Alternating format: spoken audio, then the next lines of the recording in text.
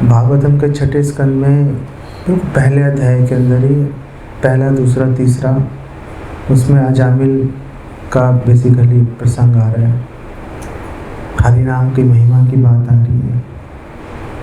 तो अजामिल बहुत ही उच्च कोटि का ब्राह्मण कुल में जन्म हुआ अजामिल का, और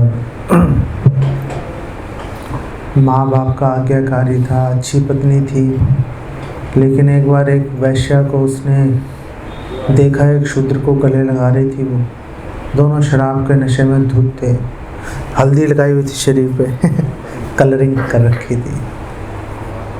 तो वो एक दृश्य को देख के उसका माइंड ही पूरा आउट हो गया। उसने बहुत कंट्रोल करने की कोशिश की, शास्त्रों की शिक्षाओं को भी याद किया उसने। ऐसा नहीं कि देखते ही पागल हो गया, उसने बहुत प्रयास किया उसने, लेकिन उसका माइंड विचलित हो गया। तो उसने अपना घर बार, माँ बाप, बीवी सब छोड़ दिए और उस वैश्या के साथ जाके रहना शुरू कर दिया उसने। और वैश्या के साथ कई साल तक रहता रहा, 88 वर्ष की उम्र तक रहता रहा। 10 बच्चे उस वैश्या से उसने प्राप्त किए। सो भागवतम में कहा गया है वो वैश्या के पुत्र थे। और ये नहीं बोला कि अजामिल के पुत्र थे क्योंकि वैश्या के पुत्र पता नहीं किसका पुत्र होगा, क्या बोल सकते हैं, नहीं। इसलिए जब भी वर्णन आया पुत्रों को, संतान का, तो यही बोला कि वैश्या के पुत्र थे। तो जो 10वां पुत्र था, 10वीं संतान थी, उसका नाम उसने नारायण रख दिया। और जब मरने का टाइम आया 88 वर्ष की आयु में, तो सामने से 3 यमदूत आए उसको लेने के लिए। यमदूत आए तो उसकी घिकी बन गई, देख के हालत खराब हो गई उसकी। ये क्या हो गया भाई, अभी तक सब ठीक चल रहा था। तो उसने आसपास देखा, कोई था नहीं। एक वो था, एक उसका बच्चा घूम रहा था यहाँ पे आसपास। तो डूबते को तिनके का सहारा, उसी को बुला लिया, नारायण बचाओ अब वो हालांकि बुला अपने बच्चे को रहा है, लेकिन भगवान नारायण ने सुना उस बात को, और भगवान नारायण ने 2 विष्णुदूत भेज दिए। अब 2 विष्णुदूत आए, उन्होंने बोला भाई आपने ले जा सकते हो, आप धर्मराज के आप सेवक हो, लेकिन अधर्म में प्रवृत्त हो रहे हो। यमदूतों को बोल दिया यमदूतों ने कहा क्या दिमाग खराब हो गया आपका, हम लोग कैसे अधर्म करेंगे, ये पापी है इतना।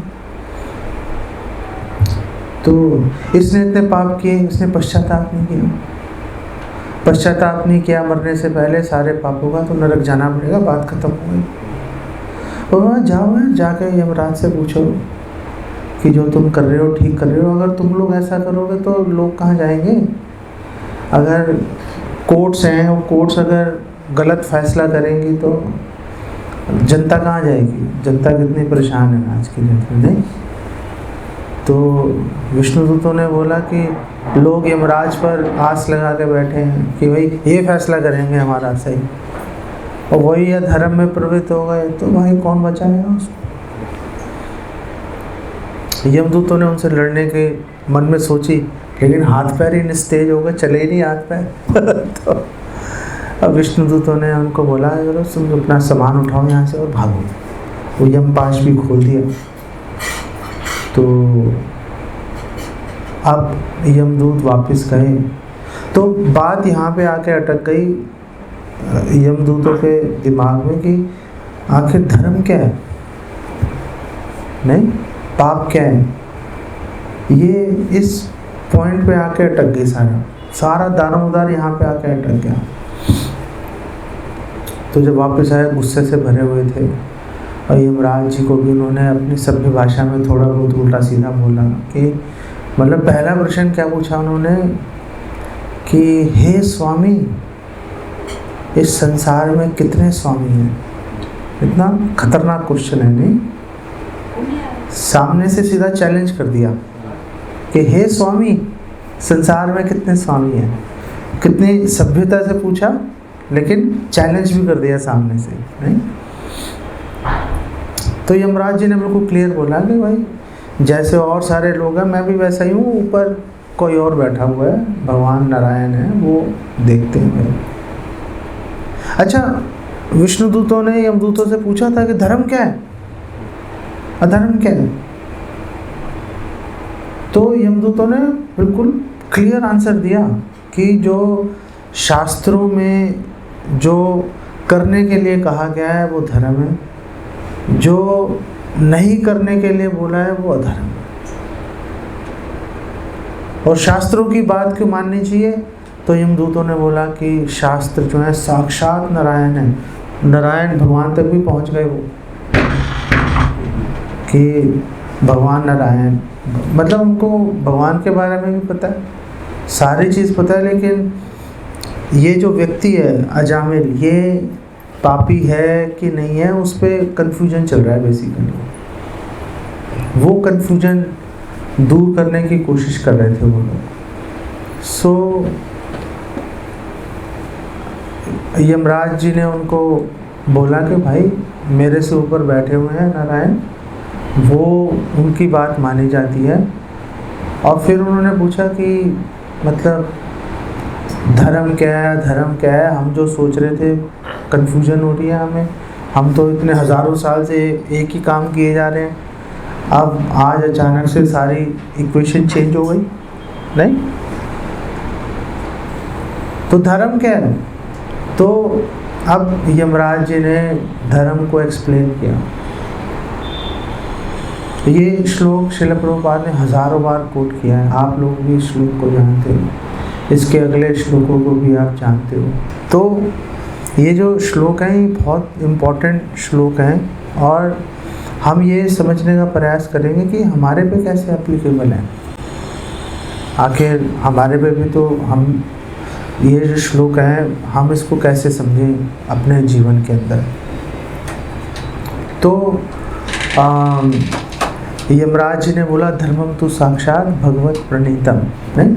ये श्लोक कितना फेमस है, भागवतम के 6ठे स्कंद के 3रे अध्याय का 19वां श्लोक है ये। धर्मम तो साक्षात भगवत प्रणीतम, कि धर्म भगवान की वाणी है। धर्म क्या है? धर्म भगवान की वाणी है, कोई बिल्कुल कोई क्वेश्चन नहीं है उसके अंदर, और कोई कुछ भी बोलता रहे बेकार है। धर्म मतलब भगवान की वाणी है। ना वह विदुर ऋषियों ना अपि देवा, विदु का मतलब जान सकता है, ना नहीं जान सकता, नहीं जानते, ना ऋषि ना देवी देवता, कोई नहीं जानता धर्म को। किसी को पता भी चल गया भगवान की वाणी है, लेकिन फिर भी धर्म को जानना बहुत मुश्किल है। ना सिद्ध मुख्या असुरा मनुष्य, ना जो सिद्ध चारण ये जानते हैं, असुर का तो कोई क्वेश्चन ही नहीं है, मनुष्य कोई नहीं जानते। कुतश्च विद्याधर चारणादय, तो जब देवी देवता नहीं जानते तो फिर जो चारण है, जो ये म्यूजिक वगैरह बजाते हैं, तो ये लोग मतलब कैसे जान पाएंगे इस बात को। और फिर आगे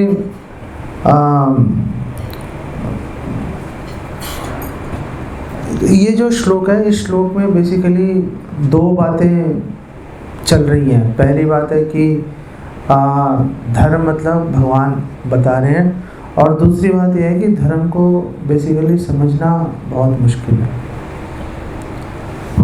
अगर हम ये पॉइंट को अगर हम समझ लेंगे कि धर्म को समझना बहुत मुश्किल है, तो हमारी लाइफ एकदम चेंज हो सकती है। ये एक भक्त के रूप में, एक साधारण व्यक्ति के रूप में ये बात जानना बहुत ज़रूरी है कि हम लोग धर्म को नहीं समझ सकते।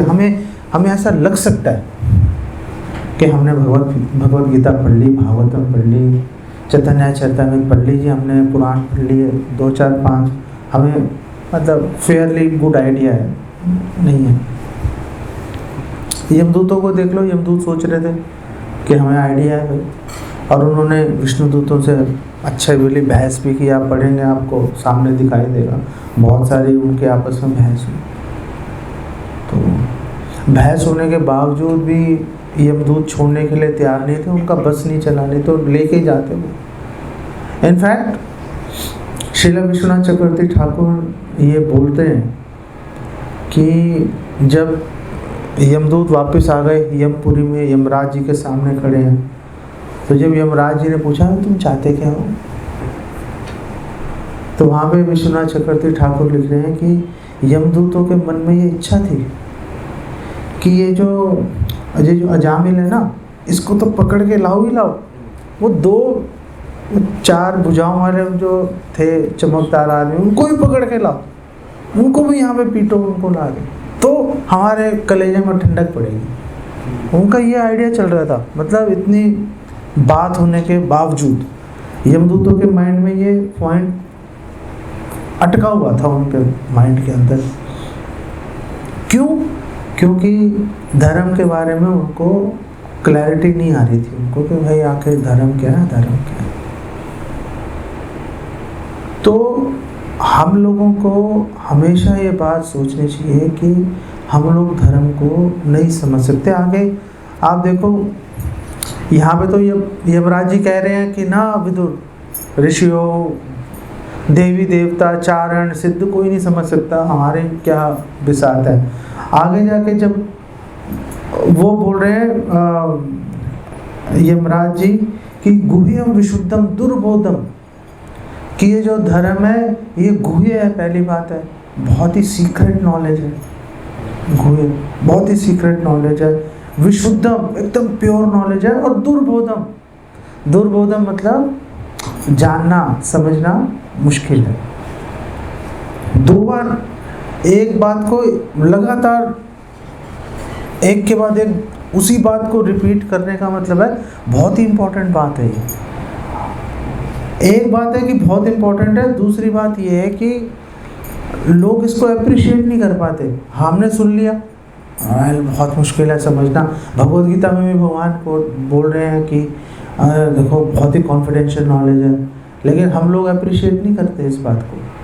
हमारा ठीक है, मतलब है, सीक्रेट नॉलेज है, राजविद्या है, राजविद्या राजगुह्यम, लेकिन हमें पता चल गया, हमारे माइंड में ये चलता है क्योंकि हमने भगवद गीता पढ़ ली ना हमने, अनफॉर्चुनेटली, तो हम सोचते हैं ये हो गया काम, बस हमें पता चल गया, लेकिन एक्चुअली में पता नहीं लगा पाते हम।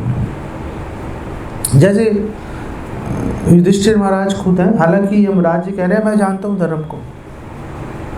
यमराज जी ने बोला कि जो 12 महाजन हैं मैं भी हूँ उसमें से, मैं धर्म को जानता हूँ, लेकिन फिर भी जब जो महाराज युधिष्ठिर हैं, महाभारत का युद्ध चल रहा है, भगवान कृष्ण ने बोला युधिष्ठिर महाराज को झूठ बोलो, अश्वत्थामा मारा गया, तो नहीं बोला, उन्होंने वो झूठ नहीं बोला क्योंकि उनके लिए वो नैतिकता पिक्चर में ले आए, नहीं नैतिकता को पिक्चर में ले आए ना, झूठ बोलना पाप है। अरे भाई धर्मम तो साक्षात भगवत प्रणीतम, ये यमराज जी कह रहे हैं, हमने थोड़ा ना बोला। युधिष्ठिर जी कौन है? यमराज जी हैं। लेकिन जब प्रैक्टिकल एप्लीकेशन की बात आती है, जब खुद पे लगाने की बात आती है, तो कन्फ्यूजन खड़ी हो जाती है। बात ये थ्योरी अलग चलती है, प्रैक्टिकल अलग चलता है। जैसे हम बोलेंगे कि हमारे शास्त्रों में बोला जो वर्णाश्रम धर्म है, वर्णाश्रम धर्म में मतलब ब्रह्मचारी, गृहस्थ, वानप्रस्थ, सन्यास सबको पता है, लेकिन वानप्रस्थ के लिए कितने लोग तैयार होंगे, सवाल ये है।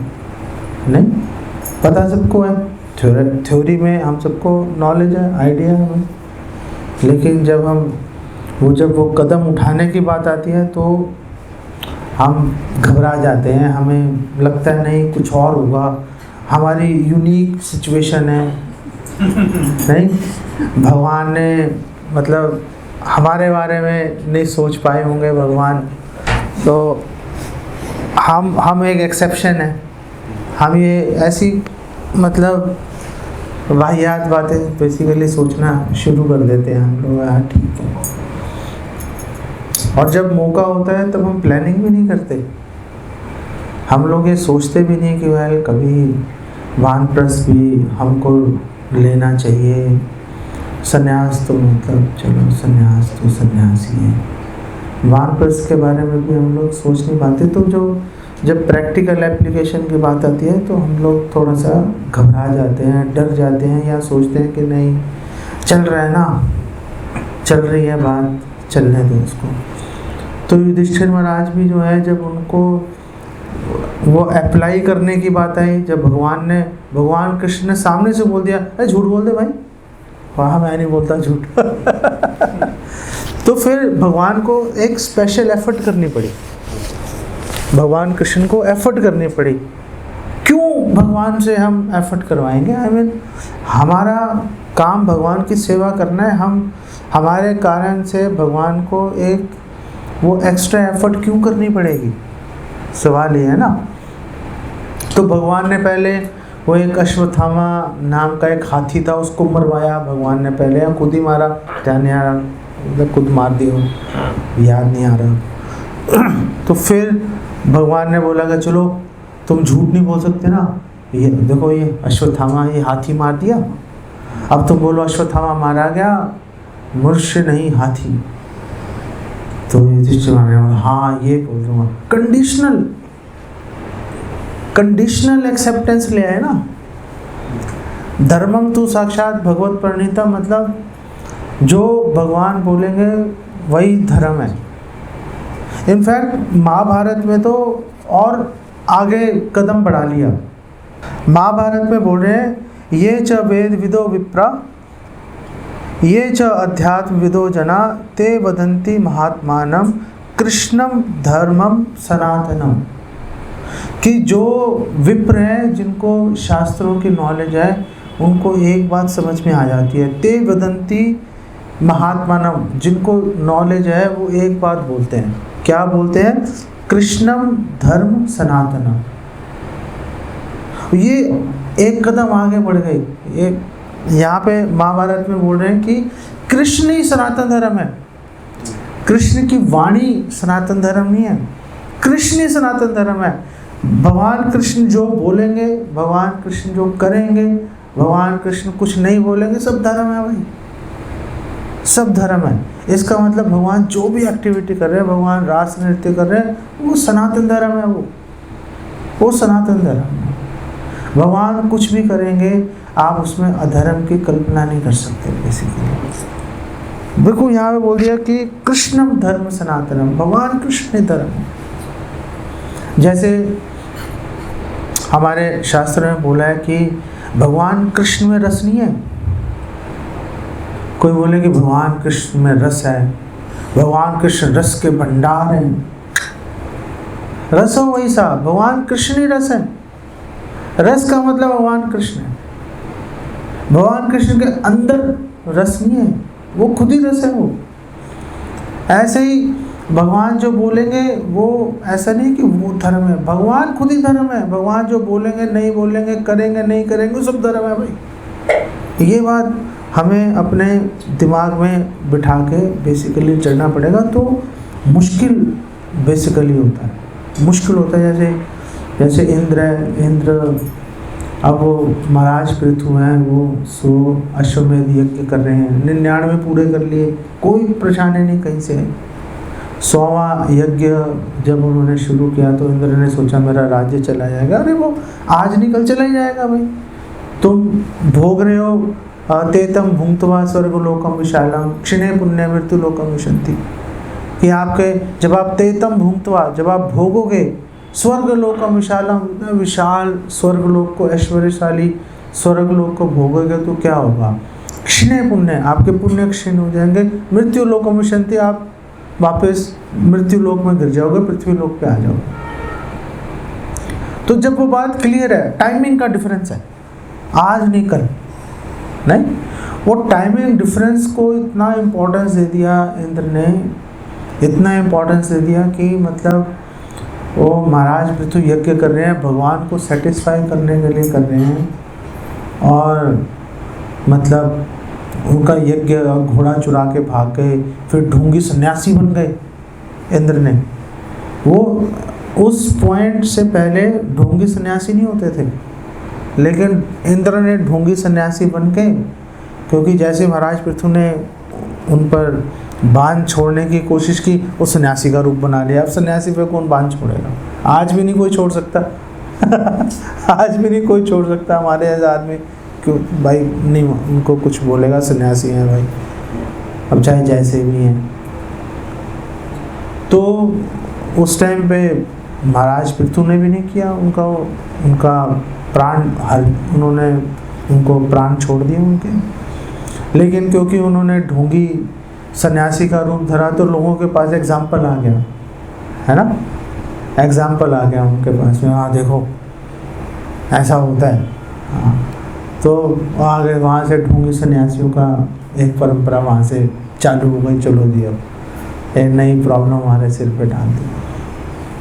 फिर दोनों ने लड़ना शुरू कर दिया, इंद्र और महाराज पृथु ने। तो फिर उनको समझाया कि देखो एक बात बताओ कि तुम यज्ञ कर किस लिए रहे हो? भगवान को संतुष्ट करने के लिए, भगवान को प्रसन्न करने के लिए। तो हो तो गए प्रसन्न भाई, हो तो गए। जरूरी थोड़ा ना है कि 100 99 से बड़ा होगा। कई बार ऐसा भी हो सकता है कि 99 100 से बड़ा हो जाए, क्योंकि आपका उद्देश्य क्या है। अगर आप उद्देश्य को देखोगे, अगर आपका उद्देश्य 99 से पूरा होगा, फिर 100 की जरूरत क्या है? फिर तो बात खत्म हो गई ना। आपने भगवान को संतुष्ट करना था, 100 करके 99 में खुश हो गए, बात खत्म हो गई भाई। और भगवान आ भी गए सामने, भगवान ने उनको दर्शन भी दे दिए। तो इतने सारे महान लोग जो हैं, जो मतलब पूरी सृष्टि के लोगों का देखभाल कर रहे हैं, उनका पालन पोषण कर रहे हैं भगवान की आज्ञा से, वो लोग ही धर्म के बारे में कंफ्यूज हो जाते हैं। पॉइंट ये आ रहा है नहीं? युधिष्ठिर महाराज खुद कंफ्यूज हो गए, इंद्र कंफ्यूज हो गए, क्या करना है। मैं और 2 दिन राज्य को भोग लूँ। महाराज ये आती हैं अपने पुत्रों से ही उनका यौवन मांग लिया कि मुझे दे दो, मैं भोगना चाहता हूँ, मेरी इच्छा भी पूरी नहीं हुई। ले भाई तू भोग ले। क्या भोग नहीं? जैसे एक व्यक्ति था, कोढ़ी था कोढ़ी था वो, किसी काम का नहीं काज का नहीं, शरीर गल चुका था। उसकी पत्नी पतिव्रता थी, तो वो उदास बैठा था। उसकी पत्नी ने बोला, क्यों उदास बैठे हो? आजकल नहीं पूछती। उस टाइम उसने पूछ लिया। आजकल तो अब पति पूछते रहते, भाई क्यों उदास है? उस टाइम बात अलग चल रही थी, तो उसने पूछ लिया पत्नी ने, तुम क्यों उदास बैठे हो? तो उसने बोला, वो ये वैश्य है, मैं उसका संग करना चाहता हूँ। अरे तेरा शरीर गला हुआ भाई। तुझे वो छोड़ के नहीं गई, ये भगवान का धन्यवाद नहीं कर रहा, ऊपर से तूने मतलब बोल दिया कि जी मैं वो वैश्य का संग करना चाहती हूँ, वो संग करना चाहता हूँ मैं। ये तूने एक और नया पॉइंट उठा के ले आया तू। लेकिन वो पतिव्रता स्त्री थी, उसने जाके उसकी फ्री में सेवा की वैश्य की। वो वैश्य ने पहले बोला, भाई मुझे नहीं चाहिए, भाग जाए यहाँ से। पता नहीं मैं कौन सा पैसे मांग रही हूँ आपसे। फ्री में तो कर रही हूँ, फ्री में कौन छोड़ता है ना, चल करती रहे। वो सेवा करके उसको खुश कर दिया। तो वैश्य ने बोला, क्या चाहती है तू बता चल। तो अच्छा, वो जो वैश्य थी इतनी पॉपुलर और इतनी सुंदर थी कि वो डायमंड्स में फीस लेती थी। हमारे शास्त्रों में लिखा है कि डायमंड्स में लेती थी, ऐसे नहीं कि सोने के सिक्के, और ऐसे नहीं करती थी। वो बोलते थे हीरे चाहिए, हीरे। तो वो वैश्य को उसने सेटिस्फाई कर दिया। तो उसने बोला कि हाँ मेरे पति हैं। अब पता नहीं है बोला होगा नहीं होगा कि कोढ़ी हैं वो। नहीं तो हो सकता है मना ही कर देती। अब मेरे पति हैं, एक शाम आप उनके साथ टाइम बिता लो। अच्छा चलो भाई भेज दो। तो आ गया वहाँ पे, कोढ़ी खुद ही लेके आई, उसको कंधे पे बिठा के। तो वहाँ पे लेके आई तो वैश्य ने उसको खाना परोसा। तो 2 थालियाँ लगाई, एक सोने की थाली में, एक लोहे की थाली में। तो उसने कहा सोने की थाली में से भोजन, एक कौर तोड़ के एक ग्रास सोने की थाली में से लेके खा। उसने खा लिया। अब वो लोहे की थाली में से खा। तो उसने खा लिया लोहे की थाली में से। तो वैश्य ने बोला क्या क्या फर्क है, कौन सा वाला टेस्टी था? तो कोड़ी ने बोला क्या पागल हो गई है क्या? थाली से क्या फर्क पड़ता है? आई मीन भोजन तो भोजन है, चाहे सोने की थाली में हो चाहे लोहे की थाली में हो, भोजन तो भोजन है। मतलब ये इतना अजीब सा क्वेश्चन, पता नहीं तो इतनी पॉपुलर कैसे है, हीरो में पैसे ले रही है, इतने पागलों वाले सवाल पूछ रही है नहीं कि सोने की थाली से टेस्टी लगा कि लोहे की थाली में ज़्यादा टेस्टी है, क्या फ़र्क है? कोई फ़र्क नहीं है। तो वैश्य ने कहा जब कोई फ़र्क नहीं है तो मेरे पास क्या लेने आया? तो फिर मेरे पास क्या लेने आया? उसका दिमाग घुमा। फिर उन्होंने कहा वही माफ़ करो। तो वापस चला गया। तो 2 दिन ज़्यादा सुख ले लिया, 2 दिन कम सुख ले लिया है, मैंने क्या फ़र्क पड़ता है? बात यह है कि मरते समय क्या सोचेंगे हम, ये बताओ। मरते समय क्या सोचेंगे? पीछे मैं वृंदावन में था तो वहाँ पे कोई एक डिवोटी अपने परिवार को लेके आया था पहली बार। पता नहीं इतनी भीड़ में उसने मुझे देख भी लिया कैसे देख लिया। तो उसने कहा सारे जप कर रहे हैं, 5:30 बजे का टाइम था, तुलसी आरती ख़त्म हुई, सब लोग जप कर रहे थे। उसने कहा आप इनको कुछ प्रीचिंग करो। सारे जप कर रहे थे आसपास इनको बीच में वो खड़े होके कहाँ पे सब लोग डिस्टर्ब होंगे। तो मैंने उनसे, वो उसका भाई भी था, मैंने वो क्या चल रहा है भाई तुम्हारे जीवन में? मैंने ये कर लिया, मैंने ये करना है, मैं वो करना है। सब लोगों की एस्पिरेशंस है ना, हम जीतेंगे, हम पूरा संसार जीत लेंगे। नहीं, लोगों के दिमाग में ये भूत सवार होता है, लोगों के दिमाग में। आप सब अपना फ़ोन एक बार चेक कर लो, साइलेंट कर लो एक बार अपने फ़ोन आप लोग। तो वैसे तो हम 500 रुपये लेते हैं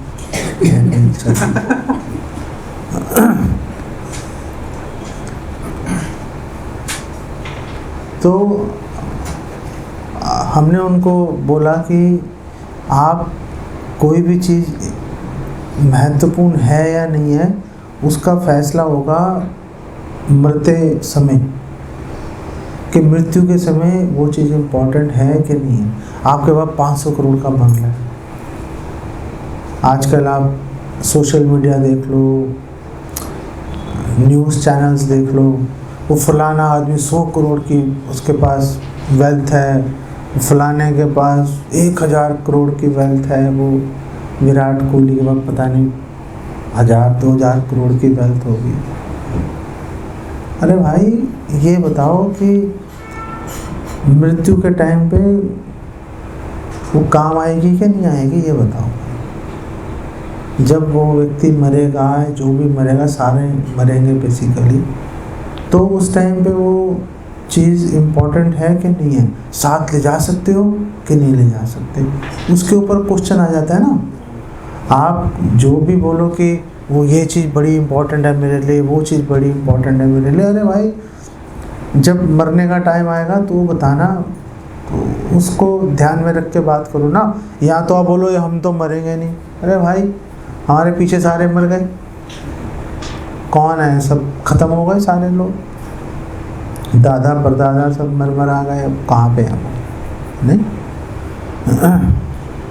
जब मेरे दादा का देहांत हुआ, मुझे याद है मैं छोटा सा था, तो वहाँ पे उनकी वो अर्थी को सजा रहे थे, मैं बाहर वो बच्चों के साथ खेल रहा था मैं, तो जब उठाने की बारी है उन्होंने इतना वो पकड़ के ले आए, यार माथा टेका, फिर खेलने चला गया मैं।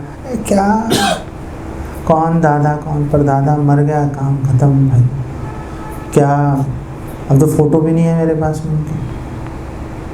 आई मीन क्या पॉइंट है? फोटो होती तो भी क्या कर लेता मैं। सवाल ये भी है कि जो लाया वही फोटो तो क्या कर लेता उसका मैं फोटो का। सो हम एक वो पॉइंट अगर हम लेके चलेंगे तो मैंने जैसे उनको बोला उन सबके बेचारों के चेहरे उदास हो गए उन सबके। वृंदावन में ये मरने की बातें क्यों कर रहा है, वो कहाँ करें भाई। जहाँ भी मौका मिलेगा वहीं पे तो करेंगे, मरने की बात और कहाँ पे करें जाके। एक बार मैं डिवोटी के साथ जा रहा था, कीनिया के डिवोटी थे वो, तो मैं बड़ौदा जा रहा था, वो ट्रेन में बैठे हुए थे, हम जा रहे थे, तो हमारा स्टेशन आने वाला था और धोती कुर्ते में थे, तो एक लड़का हमारे साथ बैठा हुआ था, तो उसने कहा आप पंडित जी हो, आप पंडित जी हो। हम भी बोर हो रहे थे। हमने कहा हम पंडित जी हैं भाई। तो भाई मेरा हाथ देखो क्या लिखा है, अगर ला भाई दिखाते हाथ देख लेते। उसका हाथ पकड़ लिया मैंने और मैंने हाथ में तो बड़ा खराब टाइम चल रहा है, तेरे घर वाले मर जाएंगे, तू भी मर जाएगा, क्या क्या रहे हो।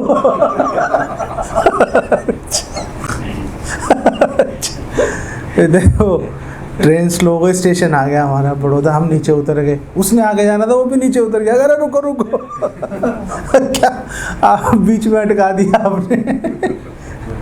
कैसे बाहर कैसे बचेंगे मौत से, और भगवान का नाम लो, हरे कृष्णा बोला करो। हरे कृष्णा बोलूँगा, अरे भाई तू हरे कृष्णा बोलेगा नहीं बोले मर के रहेगा भाई तू। ये बात है कि मरने के बाद कहाँ जाएगा, वो क्वेश्चन आ जाता है कि तो मरने के बाद किधर जाएगा, वापस यहीं पे कुत्ते बिल्ली के रूप में जन्म लेगा कि भगवान के धाम जाने का मौका मिलेगा तेरे को। हमने उसको क्या गलत बोला कि तेरे घर वाले मर जाएंगे, मर ही जाएंगे, मर हो सकता है कोई एक आधा मर भी गया हो, अभी तक 10-15 साल हो गए इस बात को। तो जो ये मृत्यु का टाइम एक्चुअली में बहुत इम्पोर्टेंट टाइम रहता है। हम अपनी लाइफ में जितने भी हम एक्टिविटीज़ कर रहे हैं या प्लानिंग है हमारी करने की, इस कसौटी पे कस लो यहाँ मृत्यु के टाइम पे इसका क्या इम्पैक्ट है हमारे ऊपर। नहीं तो हम ये बात कर रहे थे कि धर्म को ये बोलना कि हाँ हमें पता है सब, लेकिन धर्म को जानना एक्चुअली में बहुत ही डिफ़िकल्ट है, बहुत ही डिफ़िकल्ट है। इसका हमारे पे क्या असर आ रहा है इस बात का हमारे पे ये असर आ रहा है कि जैसे ही हमने ये सोच लिया कि हमें ये क्लैरिटी आ गई हमारे माइंड में कि धर्म को जानना बहुत मुश्किल है, वैसे ही क्या होगा कि एक डिपेंडेंस, एक नीड क्रिएट हो जाएगी, एक ज़रूरत खड़ी हो जाएगी कि मैं तो धर्म को जान नहीं पा रहा, तो फिर अब किसी से पूछना पड़ेगा ना धर्म क्या है। तो अब एक नीड खड़ी हो गई कि हाँ चलो धर्म को जानते हैं, तो सीनियर डिवोटीज़ की, गुरु की आवश्यकता हमें इमीडिएटली फील हो जाती है। नहीं फिर एक प्रश्न ये भी आता है कि अब यमराज जी कह रहे हैं कि देवी देवता नहीं जान सकते धर्म को, सिद्ध चारण असुर मनुष्य जान नहीं सकते। अरे जब धर्म को जान नहीं सकते तो फिर अब मतलब तो फिर करें क्या जब जान नहीं सकते, तो वो पॉइंटलेस होगी ना बात कि अब हम जान नहीं सकते तो फिर चलो अपने घर चलते हैं। तो फिर यमराज जी ने वो अगला श्लोक बोला ना, उसके लिए यमराज जी ने ये श्लोक बोला कि 12 लोग हैं जो कि धर्म को जानते हैं, स्वयंभू नारदा शंभु कुमार कपिलो मनु प्रहलादो जनको भीष्मो बलिर्व्यासकी वयम, कि 12 लोग हैं ये धर्म को जानते हैं। उसमें बोला यमराज ने बोला कि मैं भी हूँ, मैं भी धर्म को जानता हूँ। तो महाजनों की बात आ गई ना सामने, बात आ गई कि महाजन जानते हैं धर्म को। तो इसका मतलब क्या है? इसका मतलब है कि अगर हमने धर्म को जानना है तो हमें उन महाजनों की, वो गुरु की, सीनियर डिवोटीज की हमको एसोसिएशन लेनी पड़ेगी, उनको सर्व करना पड़ेगा, तो जाके हमें धर्म के बारे में जानकारी कुछ प्राप्त होगी। हमें वो नीड एक क्रिएट हो जाती है। अगर हम सिर्फ इतनी बात समझ लें कि धर्म को जानना बहुत मुश्किल है, अगर हमने सिर्फ ये पॉइंट अगर हमने हमारे दिमाग में फिट हो गया तो फिर हम भागेंगे डिवोटीज के पीछे। अभी हम क्यों नहीं भाग रहे? हमें वो नीड हमें क्यों नहीं लग रही? क्यों? एक वो जो एक खिंचाव होता है, जितनी मेहनत हम जब हम बच्चे थे हमने टाइम पे स्कूल जाने में लगाई, या जितनी मेहनत से हम अपने बच्चों को स्कूल भेज रहे हैं, क्यों भेज रहे हैं? नीड है। हमें एक नीड दिखाई दे रही है ना कि बच्चे टाइम से स्कूल जाएंगे, अच्छे से पढ़ाई करेंगे तो अच्छी नौकरी मिलेगी, ये हो जाएगा, वो हो जाएगा। एक नीड आ गई। जब ज़रूरत सामने आती है फिर आदमी भागना शुरू कर देता है। अभी हम क्यों नहीं भाग रहे? हम नहीं भाग रहे अभी, नहीं। हमारे मन में डिवोटीज से मिलने की, उनकी एसोसिएशन लेने की, उनसे क्वेश्चन पूछने की, हमारे मन में कोई उत्कंठा, कोई लालसा, कोई जल्दबाजी नहीं है हमारे मन में। नहीं? क्यों नहीं है? क्योंकि हम धर्म के बारे में हम जानना नहीं चाहते। बेसिकली हमें कोई लेना देना नहीं है। धर्म होगा अपने घर पे होगा, हम अपने घर में हैं, वो अपने घर राजी, हम अपने घर राजी, चल रही है गाड़ी, चलने दो भाई, क्या हो गया मतलब। लेकिन अगर कोई सिंसियर भक्त होगा वो भागेगा पूरी स्पीड से ये पता लगाने के लिए कि मुझे करना क्या चाहिए, मेरा कर्तव्य क्या है। यही तो पूछा था परीक्षित महाराज ने, पूछा था ना सुखदेव गोस्वामी से। यही तो पूछा था कि जो मरणासन व्यक्ति है, जो मरने वाला है, उसका क्या कर्तव्य है। यही क्वेश्चन तो पूछा था ना।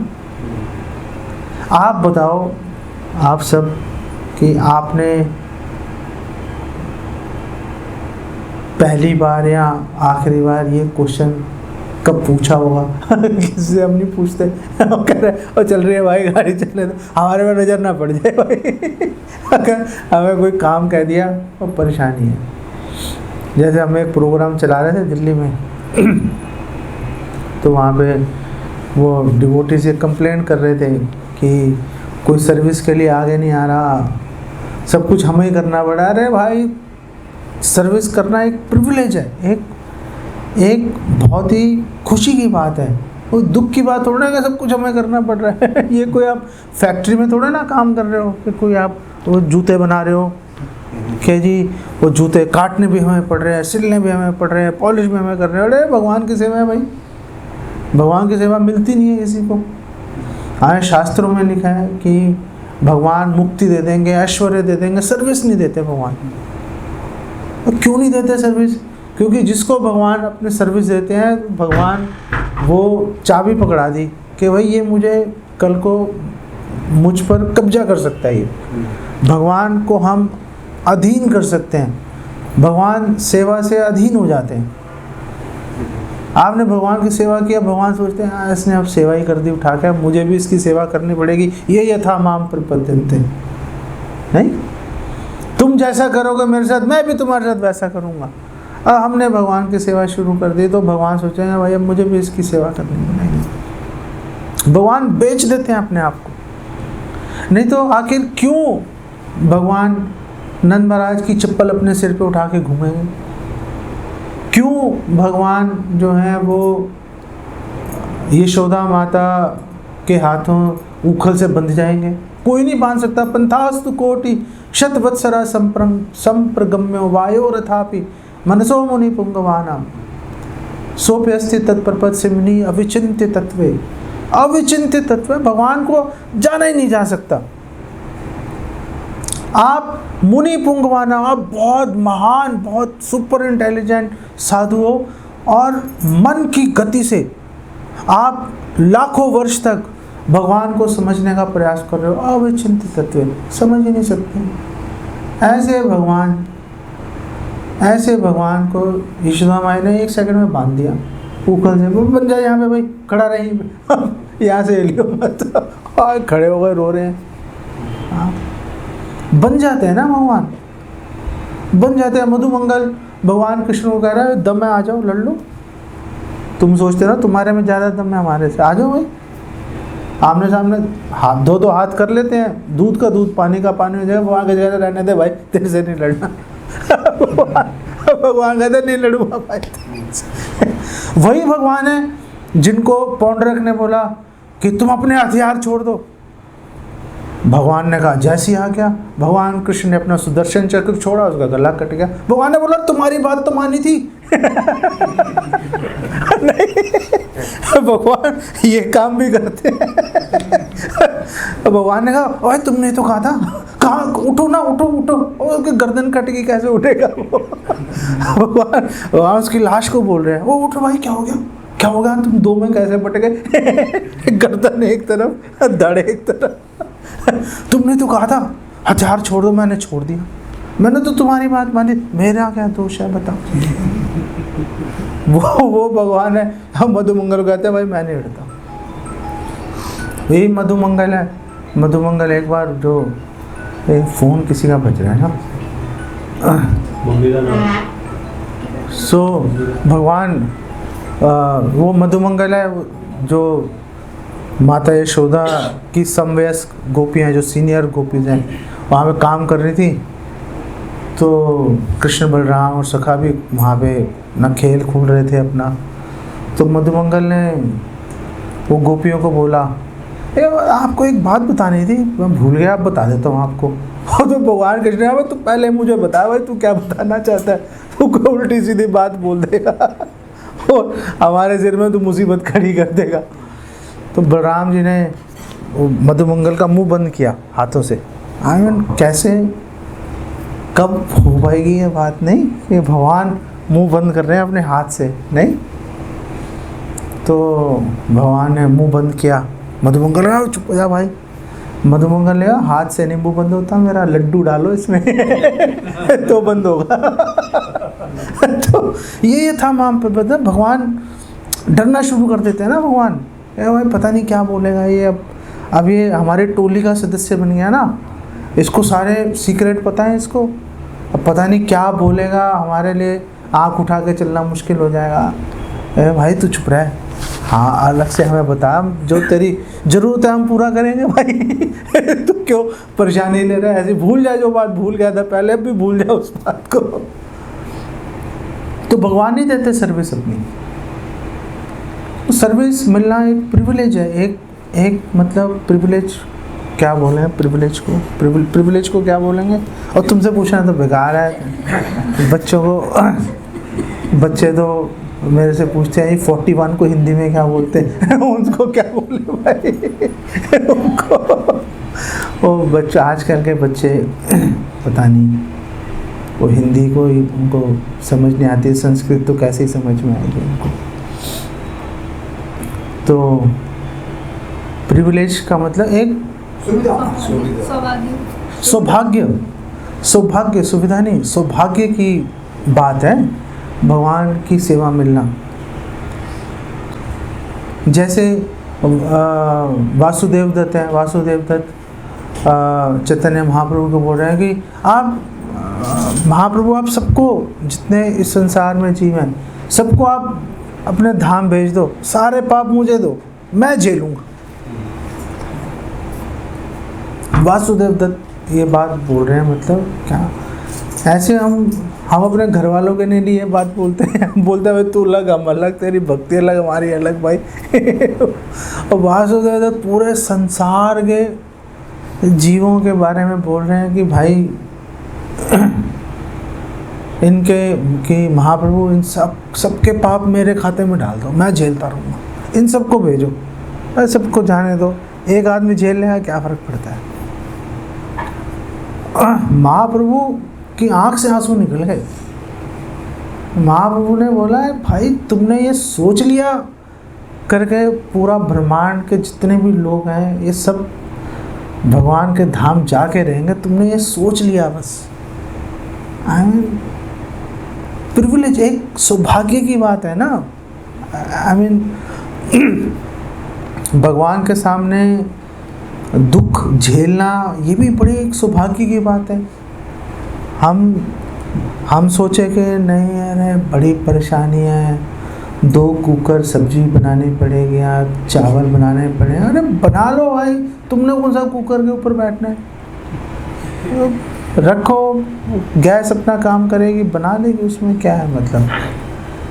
तो हम लोग जो सौभाग्य की बात को हम बोझ समझते हैं ना, क्योंकि हम धर्म की जो परिभाषा है उसको हम ठीक से समझ नहीं पाते हम लोग, ना हमारे में समझने की वो जिज्ञासा हमारे अंदर बेसिकली है। मेरा पॉइंट ही है,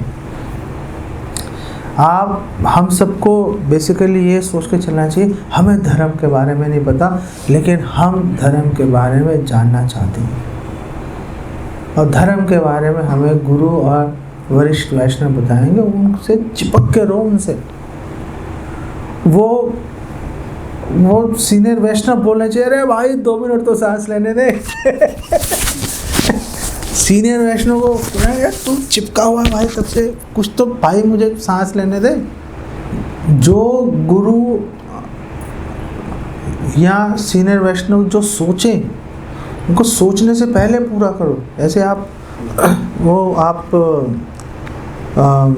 संसार दावानल गाते हैं ना हम लोग, संसार दावानल में हम क्या बोलते हैं, निकुंज यूनो रति केली सिद्धे या अली भी युक्तिर अपेक्षणीय, कि अभी सोचा गोपियों ने, अली भी का मतलब गोपियाँ, अभी गोपियों ने अपेक्षा, उन्होंने सोचा ये काम होना चाहिए, आप वो काम करना है भाई, ये काम उन्होंने सोच लिया हम करके रहेंगे।